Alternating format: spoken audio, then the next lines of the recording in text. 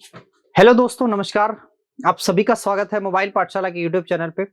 देखो, 3-4 practice set हो चुके हैं, मतलब धीरे धीरे करके हम बहुत आगे निकलते जा रहे हैं। अगर आप ये चीजें कवर नहीं करोगे तो बहुत ज्यादा चीजें आपसे छूट जाने वाली हैं। और अगर एक बार चीजें छूट जाती हैं तो वो उनको पाने का प्रयास आप जिंदगी भर करते रहोगे तो वो पॉसिबल नहीं है। जो चीजें छूट जाती है बस छूटी ही रह जाती हैं, है ना। तो आपको समय के साथ चलना पड़ेगा, है ना। समझ रहे हो, जितना कठिन संघर्ष होगा उतना ही शानदार जीत होगी। समझ रहे हैं, यानी कि जितनी कठिनता से, जितनी आप कठिनाइयों से आप अपने लक्ष्य को पाएंगे, आपका लाइफ जो है ना, मतलब उतना ही गजब होने वाला है। बात समझ रहे हो ना। तो हमें क्या करना है, हमें अपनी लाइफ को शानदार बनाना है ऐसे छोटे छोटे सवालों के साथ, ठीक है। अच्छा, दूसरी चीज ये है कि मैंने एक सवाल दिया था आपको, होमवर्क दिया था। आप में से बहुत सारे बच्चों ने सवाल के होमवर्क को किया नहीं, ठीक है। तो होमवर्क जरूर करके मुझे बता देना। अब जैसे ये एक सवाल है, इस सवाल में पूछा गया है कि 101, 102, 103 को अगर 10 से विभाजित किया जाता है तो भाई साहब शेष फल क्या आएगा। तो मेरे दोस्त याद रखना, जैसे ये 101 है और 102 है और ये 103 है, तो एक काम कर देना, अलग अलग इसको 10 से डिवाइड कर दो। तो 10 से डिवाइड करोगे, यहाँ पे 1 शेषफल आएगा। यहाँ 100 बार तो चला जाएगा, लेकिन यहाँ पे प्लस का 2 शेषफल आएगा। यहाँ भी 100 बार चला जाएगा, प्लस का 3 शेषफल आएगा। और बीच में अगर गुणा है तो बीच में गुणा है, गुणा लगा दो। तो 2 तियां मेरे भाई 6, तो 6 सवाल का क्या हो जाएगा, उत्तर हो जाएगा। कुछ समझ में आई बात? नहीं समझ में आई तो यहां समझो। यहां पे इस सवाल में सीधा सीधा मुझे एक काम करना होता है, सीधा सीधा, कि इस वाले डेटा और इस वाले डेटा दोनों को जोड़ लो। बस इतना ही काम करना है, बाकी कुछ भी नहीं करना, ठीक है। नहीं, ये तो गड़बड़ हो रहा है क्या। 8 3 11, नहीं घटा लो, सॉरी, देखो मेरा भी दिमाग माइनस है ना, तो घटा लो। तो 5.3 में से मेरे भाई आपको 3.8 घटाना है। तो आंसर कितना आसान होने वाला, अब जरा गौर से सोच के बताओ। 1.5, कुछ भी नहीं करना। अच्छा, ये क्यों नहीं करना, ये जरा देखो, मैं इसकी एक झलकी दे देता हूं। आप जानते हो ए क्यूब माइनस बी क्यूब का जो उत्तर होता है वो क्या होता है। तो ये होता है ए का cube minus, sorry, A minus B, एक ब्रैकेट में, अगले ब्रैकेट में मेरे भाई होता है A square plus B square और प्लस का ए बी।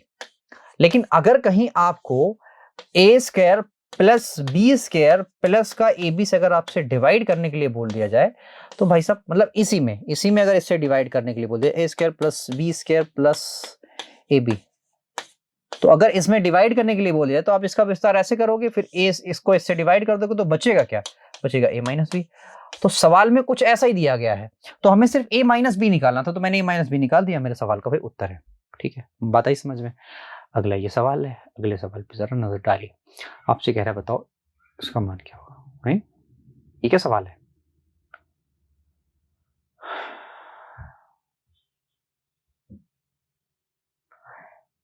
ये क्या सवाल दी थी इसने। नहीं, इसमें होगा ना इकाई का मान क्या होगा, इकाई के अंक का मान क्या होगा, ऐसे होगा। ये थोड़ा सा गलत दिया होगा, ऐसे दिया होगा इकाई के अंक का मान, के अंक का मान, ऐसे दिया होगा का मान, ठीक है। तो ऐसे में करेंगे तो आप जानते हैं कि यहाँ पे जो मेरा इकाई का अंक बनेगा वो 0 बनेगा, क्यों, क्योंकि यहाँ पे 0 ऑलरेडी है। और यहाँ पे क्या बनेगा, 4 बनेगा। तो 0 और 4 में ऐड होगा तो 4 मेरे सवाल का उत्तर आ जाएगा। अब ऐसा ही सवाल मुझे दिख रहा है तो मैं कर दे रहा हूँ, क्योंकि ऑप्शन के हिसाब से सेट कर रहा हूँ।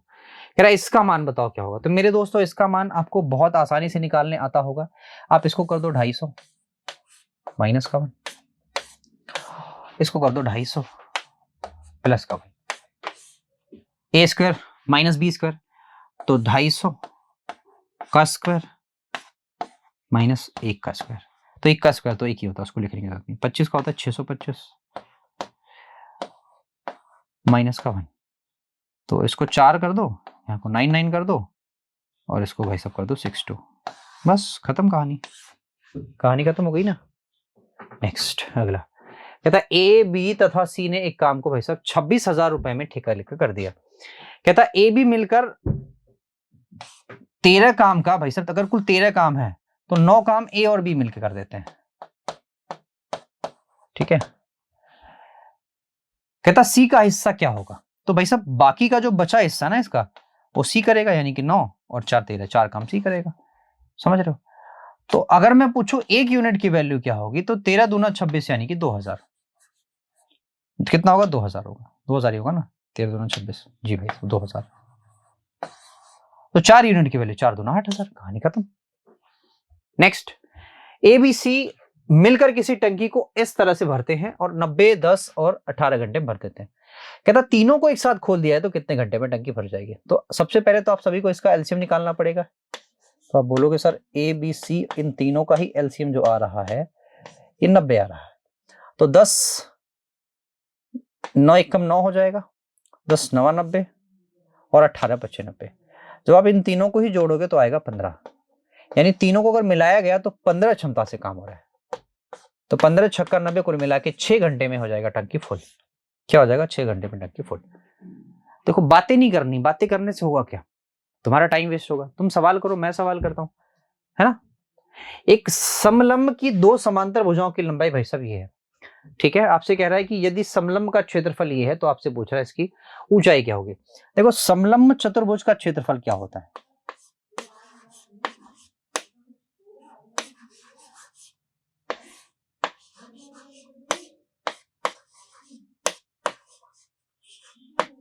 ये होता है 1/2।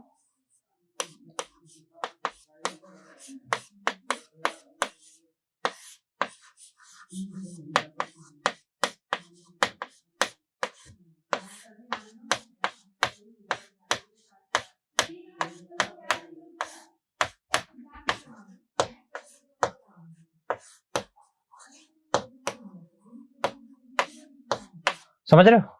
ये होता है। तो अब भाई साहब 1/2 तो आपके सवाल में ही है।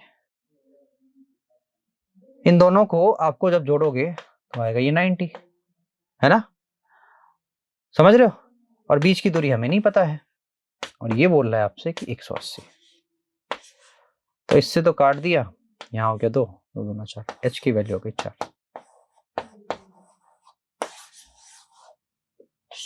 है ना। नेक्स्ट कह रहा है किसी वस्तु का क्रय मूल्य उसके अंकित मूल्य का 81% है। तो जो क्रय मूल्य है ना वो अंकित मूल्य का 81% है। तो अगर अंकित मूल्य ही 100 हो, यानी एमपी अगर 100 हो तो भाई साहब सीपी क्या होगा? इसका 81 होगा। सीपी क्या होगा? 81 होगा। कह रहा है अगर मान लो इस पे 10% की छूट दे दी जाए, तो 10% का छूट दिया तो 90 पे बेचा, 90 पे बेचा तो बताओ लाभ कितना होगा? तो 9 का लाभ होगा 81 पे। तो 9 9 81 यानी 11 सही 1/9 9 9 9 जो भी चीज कर लो, ठीक है। अगला नेक्स्ट, एक व्यापारी अंकित मूल्य पर 15% छूट देता है, 19 का लाभ प्राप्त करता है। तो आपसे बोल रहा है कि वस्तु का मूल्य क्रय मूल्य से कितना परसेंट अधिक अंकित करना पड़ेगा। समझ रहे हो मेरी बातें? तो भाई ये वाला सवाल कुछ ऐसे लगेगा कि एमपी और सीपी का पहले रेशियो निकाल लो। आप समझते हो एमपी और सीपी? मैं हर सेशन में बताता हूं कि ये ऐसे होगा, इसका फॉर्मूला यही होता है, ठीक है। अब रेशियो निकाल लो भाई साहब, यही निकालो, क्या दिक्कत है। तो 15 छूट देता तो 85 पे बेचेगा और 19 का लाभ कमाता तो 119 पे, है ना। 17 7 119, 17 25 85। तो एमपी 7 है, ये आपका कितना है? कितना भाई? 5। इसको अगर 100 बनाना तो 20 का गुणा कर दो, इसको भी 20 का गुणा कर दो, तो ये हो गया 140 के, ये हो गया भाई सब 100 के। तो 100 की चीज समझना ध्यान से कि भाई साहब कह रहा है कि क्रय मूल्य से कितना ज्यादा अंकित करना पड़ेगा। तो 100 की चीज है, 140 पे अगर मतलब आई मीन प्राइस दिखाना है तो 40% ज्यादा अंकित करना पड़ेगा। सिंपल सी बात। अगला देखो नेक्स्ट, कह रहा है कि दो संख्याओं का योग जो है ना उसके अंतर का 2 गुना है। ये भी अच्छा सवाल है। तो संख्याओं का अनुपात बताओ। कह रहा है दो संख्याओं का योग, पहले योग निकालो, तो ये हो गया 7। कहता अंतर का 2 गुना है, तो भाई साहब अंतर का 2 गुना तो कभी बन ही नहीं सकता इसमें, है ना। अब यहां पे करो, यहां पे 3 आ गया, तो जब विषम आ रहा है तो इसको काट ही दो, 5 3 8 हो गया। अंतर कितना होगा सर? अंतर होगा 2 के। इसका 2 गुना हो रहा है? नहीं। इनका योग कर लो, तो वैसे इनका योग होगा 4 के। इनका अंतर करो 2, तो 2 गुना हो रहा है सर? बिल्कुल हो रहा है। ये मेरा उत्तर है, कहानी खत्म। ऑप्शन से कर लो, क्या दिक्कत है। जो कह रहा सवाल में ऑप्शन से कर दो। नेक्स्ट, ये ऐसे कुछ दिया हुआ, तो एम ऐसे मैंने आपको निकालना सिखाया था ना, एम एन ओ। तो m की वैल्यू 3 है, n की वैल्यू 5 है, m की वैल्यू यहाँ 4 है, o की वैल्यू यहाँ पे 6। तो भाई इनको बराबर कर दो। तो कैसे बराबर करें, यहाँ 4 का गुणा करके, यहाँ 3 का गुणा करके। अब जैसे यहाँ 3 का गुणा किया तो यहाँ भी कर दो 3 का गुणा, यहाँ 4 का किया तो यहाँ भी 4 का। क्यों? क्योंकि ये दोनों एक रेशियो में है, ये दोनों एक रेशियो में, इसलिए। तो 4 तियां 12, 3 5 5 चौका 20 और 6 तियां 18। ठीक है। आपसे बोल रहा है m और प्लस n, तो m प्लस n बराबर होगा 22 के, है ना, 22 के। और क्या पूछे, और पूछा है n और o, तो n और o जरा जोड़ोगे तो देखो कितना आ रहा है, 38 के, 38। ठीक है।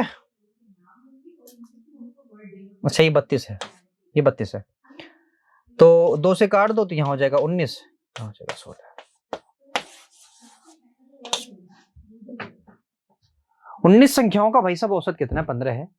कह रहा यदि एक संख्या 25 को भी शामिल कर लिया जाता है तो भाई साहब 20 संख्याओं का औसत क्या होगा। ये बड़ा अच्छा सवाल है, इसको जरा आपको समझना पड़ेगा। एलिगेशन से निकालना चाहो एलिगेशन से निकाल लो, पहले ऐसे ही निकालो ना, या एलिगेशन निकालो यार, कहानी खत्म कर दो। कहता 19 संख्याएं हैं भाई साहब, इसका जो औसत है ना वो 15 है। कहता एक सिंगल संख्या जो ना वो 25 है। कहता बताओ 20 संख्याओं का औसत क्या बनेगा। ये तो अगर ये वाली चीज निकालनी है तो इन दोनों को क्या ले लो, डिफरेंस। क्या ले लो, डिफरेंस। डिफरेंस आ रहा है भाई साहब 10 के। अच्छा इस 10 को क्या करो, इसी अनुपात में बांट दो, तो टोटल तो 20 है, तो एक बराबर किसको होगा, 0.1 के, 0.5 के होगा, 0.5 के, है ना। तो एक बराबर क्या होगा, 0.5 के।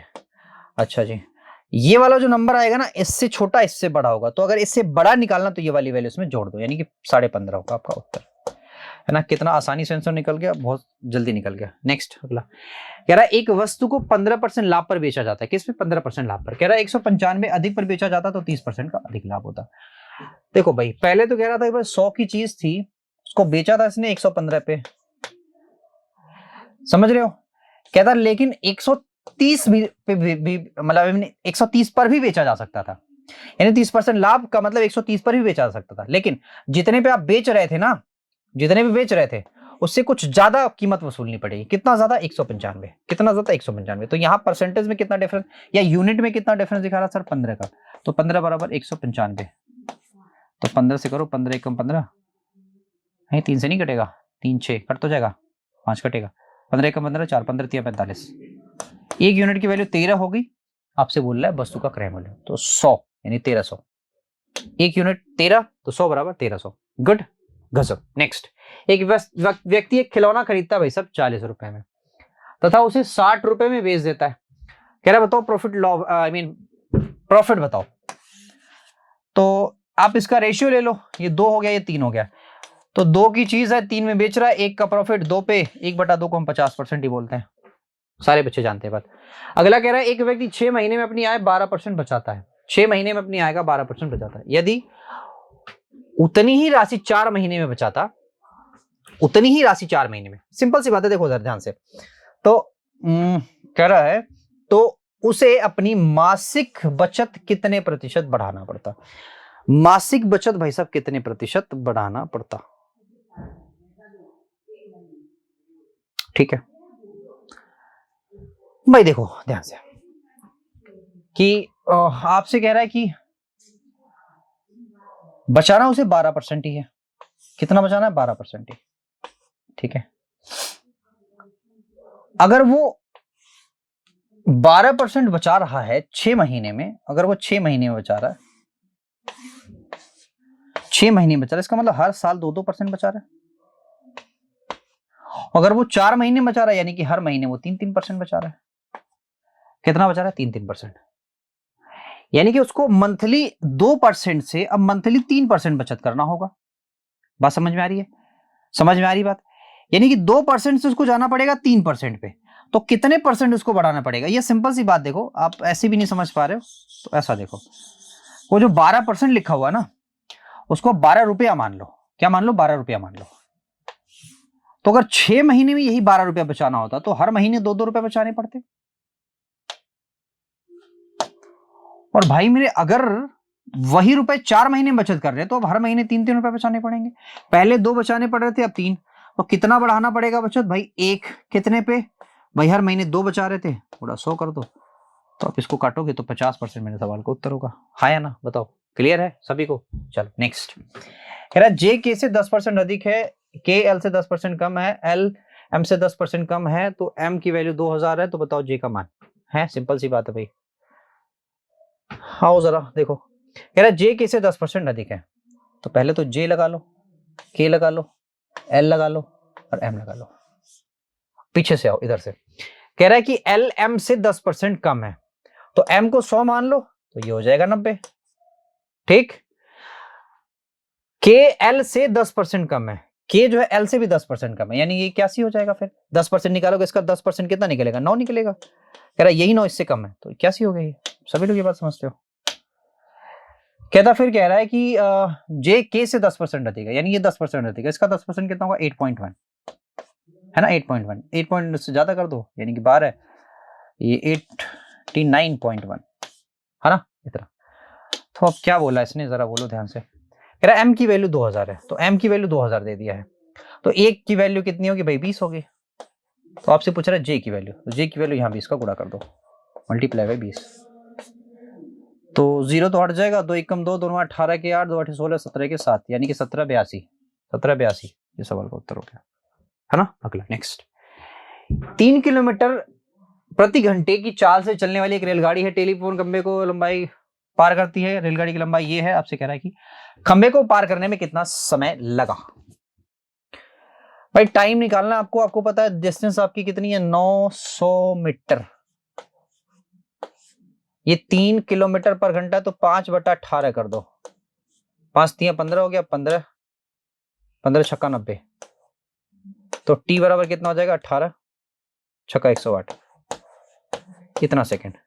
ये सेकंड में आया है तो सेकंड में ही निकलेगा। ठीक है, नेक्स्ट अगला सवाल ये कह रहा है कि 950 मीटर लंबी रेलगाड़ी है, एक 850 मीटर लंबा पुल है, इसको क्रॉस करती है 60 किलोमीटर पर घंटे की चाल से।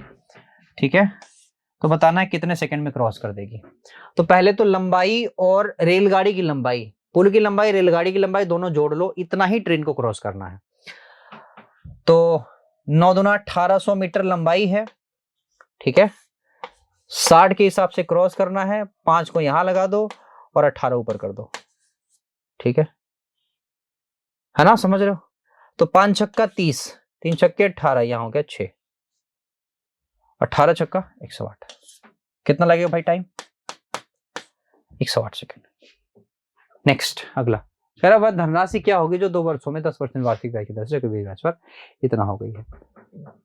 तो समझ रहे बात को, 10% की दर से और 2 वर्षों में, तो भाई 2 वर्ष में कोई भी चीज 100 से 121 हो जाएगी, याद रखना 10% के रेट से। आप बोलोगे सर कैसे, मैं बोलूंगा भाई इसका मीन फ्रैक्शन निकाल लो, तो ये मूलधन है, 1 साल बाद ब्याज के बाद 11 हो जाएगी, चक्रवृद्धि चलेगा तो ये इसका स्क्वायर चलेगा। तो यहां पे जो ये वाली जो चीज है ना, वो इसको रिप्रेजेंट कर रही है। हमें 100 की वैल्यू चाहिए, तो 121 से अगर मैं काटूंगा तो 11 से 2 बार काट लो इसको। देखो 11 एकम 11 हुआ, बचा यहाँ पे 6, 11 25 55 हुआ, बचा भाई 10, तो 11 9 99, 11 25 55, फिर 11 से काट लो, तो 11 एकम 11 बचा यहाँ पे 4, 11 चौके 44, 11 25 55। एक काम करो डबल जीरो भी लगा दो, तो 145 डबल जीरो, ये आपके सवाल का उत्तर हो गया, खत्म कहानी। ये वाला सवाल आप मुझे कॉमेंट बॉक्स में आंसर दोगे नहीं दोगे, बताओ कॉमेंट बॉक्स दोगे, दे देना। ठीक है, आज इतना ही रखेंगे। कमेंट ये भी करना कि लेक्चर कैसा लगा। तो तुम लोग तो ये इस चीज में बैठे हो ना कि हमारा क्वालिफाइंग नेचर का है, 4-5 क्वेश्चन करके आ जाएंगे, क्वालिफाइंग हो जाएंगे, तो ये बिल्कुल तुम्हारे मन का भ्रम है। क्वालिफाइंग का मतलब ये नहीं होता है, क्वालिफाइंग जो एसएससी तय करेगा वो होगा, मिनिमम क्वालिफिकेशन जो है वो 4-5 क्वेश्चन है, लेकिन वो एसएससी भी तय कर सकता है। अभी तुम नहीं जानते हो, अभी पहली बार पैटर्न बदला है ना, तो तुम मेहनत कर लो थोड़ा सा। हर बार ऐसे होने लगा तो कोई दिक्कत नहीं, तुम जाओ जैसे मर्जी वैसे करो। चलो ठीक है, आज इतने रखेंगे, बाकी लाइक शेयर सब्सक्राइब करते रहना। Thank you very much, bye bye, take care.